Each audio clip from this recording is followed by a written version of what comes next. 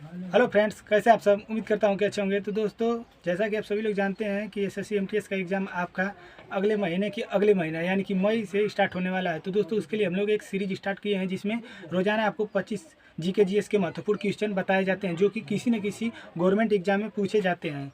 पूछे गए सभी क्वेश्चनों को यहाँ पे बताया जाता है। तो दोस्तों, चलिए ज़्यादा बातें न करते वीडियो स्टार्ट करते हैं और आज के इस सीरीज में देखते हैं 25 क्वेश्चन जो कि बहुत ही महत्वपूर्ण हैं। तो चलिए फ्रेंड्स, देखते हैं पहला क्वेश्चन।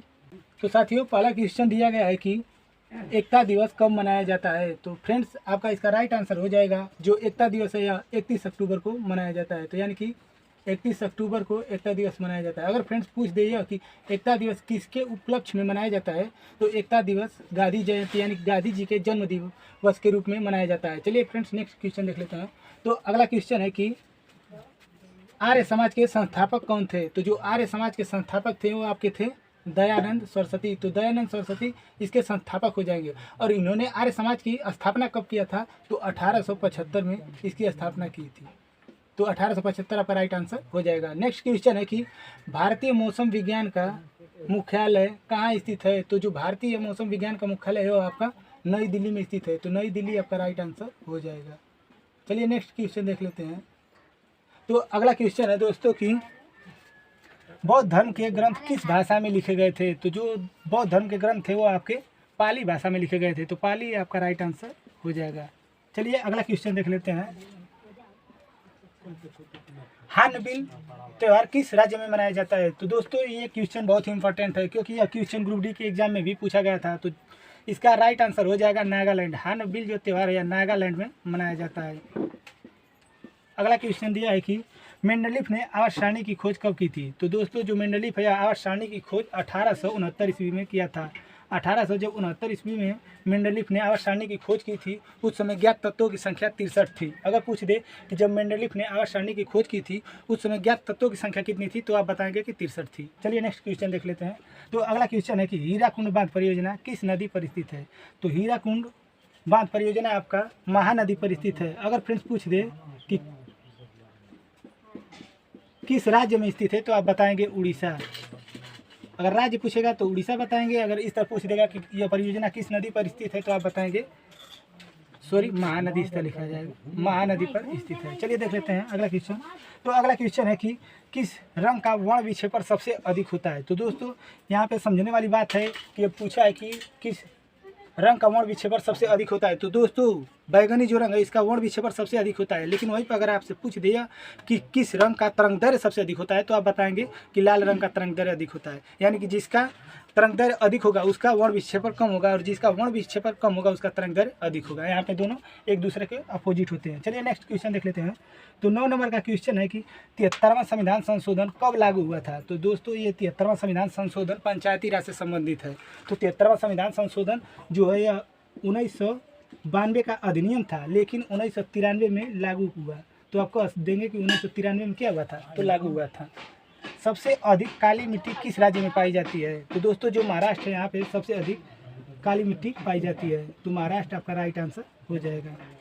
राष्ट्रगान संविधान में कब जोड़ा गया था। तो दोस्तों, राष्ट्रगान संविधान में 24 जनवरी 1950 को जोड़ा गया था। तो 24 जनवरी 1950 आपका राइट आंसर हो जाएगा। चलिए नेक्स्ट क्वेश्चन देख लेते हैं।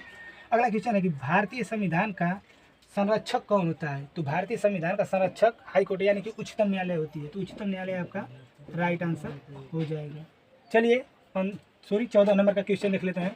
तो 14 नंबर का फ्रेंड्स क्वेश्चन है कि ईसाई धर्म के संस्थापक का जन्म कहाँ हुआ था। तो दोस्तों, जो ईसाई धर्म है इसके संस्थापक अगर पूछे तो आप बताएंगे कि इसके संस्थापक ईसा मसीह हैं। लेकिन यहाँ पे पूछा गया है कि उनका जन्म कहाँ हुआ था। तो उनका जन्म बैथलेहम में हुआ था। तो बैथलेहम आप लिख सकते हैं, यानी कि बैथलेहम में क्या हुआ था, उनका जन्म हुआ था। तो बैथलेहम आपका राइट आंसर हो जाएगा। चलिए नेक्स्ट क्वेश्चन देख लेते हैं।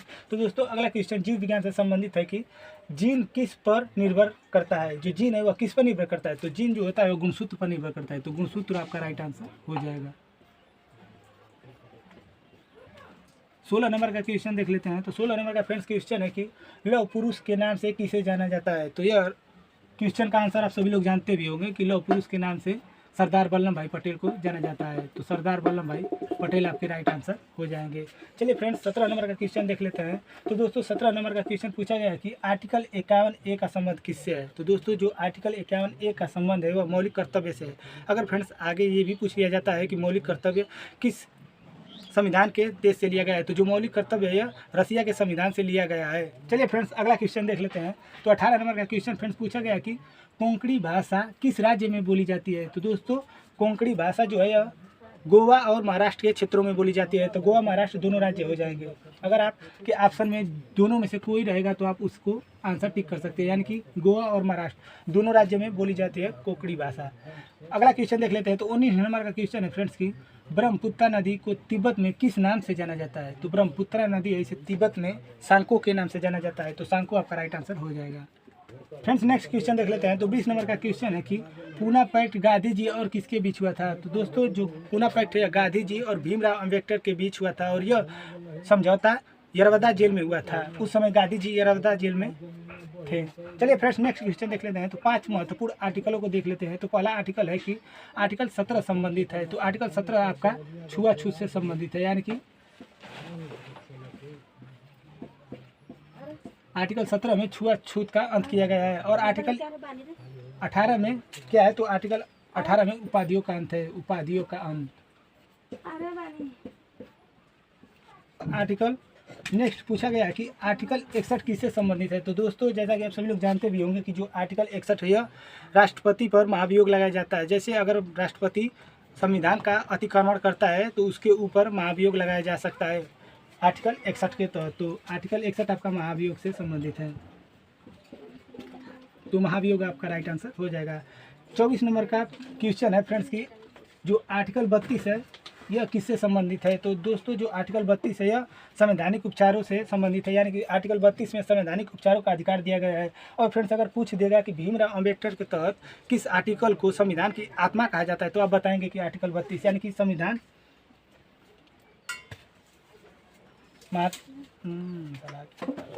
चलिए फ्रेंड्स नेक्स्ट क्वेश्चन आपको बताना है कि आर्टिकल 352 में क्या वर्णित है। तो फ्रेंड्स आपको कमेंट करके बताना है कि आर्टिकल 352 में क्या वर्णित है।